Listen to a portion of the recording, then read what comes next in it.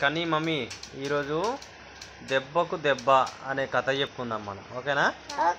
అనగనగా ఒక ఊరు ఉంటుండే. ఆ ఊర్లో సుబ్బన్న అనే రైతు ఉంటుండే. ఆయనకు కొంచెం పొలం ఉండే, కొన్ని ఆవులు ఉంటుండే. పంటలో కంటే పాలతోనే తొందరగా పైసలు వస్తాయని తన దగ్గర ఉన్న ఆవుల సంఖ్యను ఎక్కువ చేసుకున్నాడు, అంటే ఎక్కువ ఆవులు కొనుక్కున్నాడు అన్నట్టు. చివరికి సుబ్బన్న దగ్గర ఆవుల సంఖ్య ఎంత ఎక్కువైందంటే ఆయనకిక తన ఆవుల్లో ఒకదాన్ని కొట్టం బయట కట్టేయక తప్పలేదు. కొట్టంలో ప్లేస్ లేక తన దగ్గరున్న ఆవులన్నింటిలోకి అనుకువైన ఒక సన్నని ఆవును బయట కట్టేస్తున్నాడు ఇప్పుడు సుబ్బన్న. ఆ ఆవు చాలా మంచిది. అది ఎంత మంచిదంటే ఏ సమయంలోనైనా పాలిచ్చేది మంచిగా. దూడను వదలాల్సిన పని కూడా లేకుండానే పాలిచ్చేంత సాధువైన ఆవు అది, అంటే మంచి ఆవు అన్నట్టు. సుబ్బన్న దగ్గర ఒక మంచి కోడి పుంజు కూడా ఉందంట. రోజు ఇంకా తెల్లవారకుండానే అది తన గంభీరమైన కూతతో వీధిలోని వారందరినీ నిద్రలేపేది.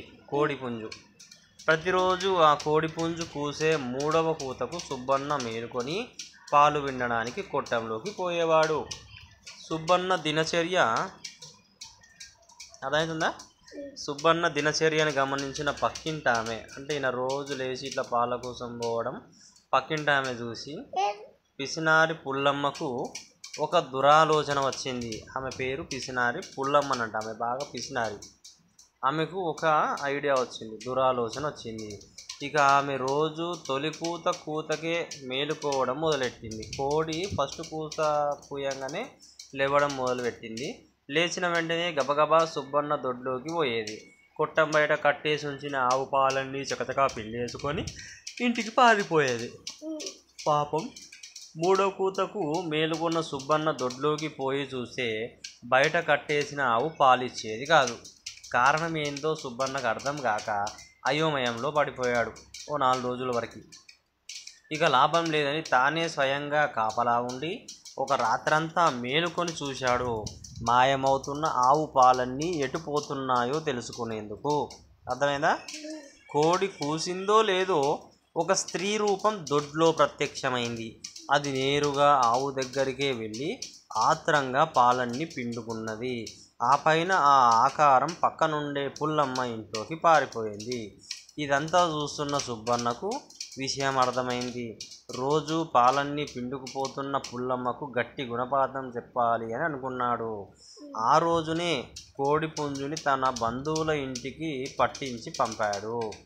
చీకటి పడుతుండగా తమ వీధిలోనే ఉండే చాకలి పుల్లన్న ఇంటికి వెళ్ళి అతని గాడిదను ఒక రాత్రికి తన దొడ్లో కట్టేసుకుంటానని అడిగాడు.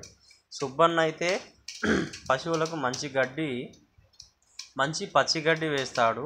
గాడిదకు ఆ రాత్రి పండగే మరి, అందుకనే ఒక్క రాత్రి ఏమిటి, ఎన్ని రాత్రులైనా సరే పట్టుకుపో అని అన్నాడు పుల్లన్న. ఇక సుబ్బన్న రోజు కొట్టం బయట ఆవును కట్టేసే స్థానంలో గాడిదను కట్టేసిండు. అర్థమవుతుందా? దానికి కూడా పచ్చిగడ్డి వేశాడు. దొరక్క పచ్చిగడ్డి దొరకడంతో కడుపుబ్బేటట్టుగా తిన్నది ఆ గాడిది. చీకట్లో ఎవరైనా చూస్తే దాన్ని ఆవే అనుకుంటారు. చీకట్లో అది ఆవులాగానే కనిపిస్తుందంట.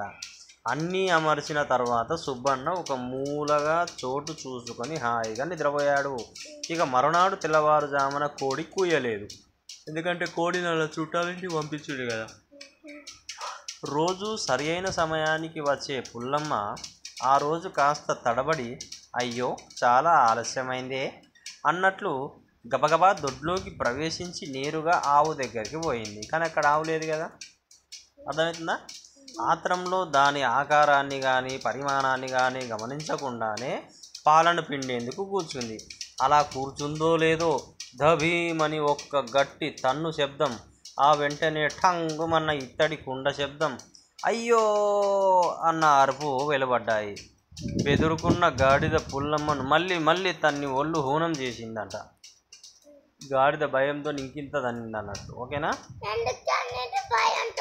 ఆమె అరిసింది కదా దెబ్బ తాకి.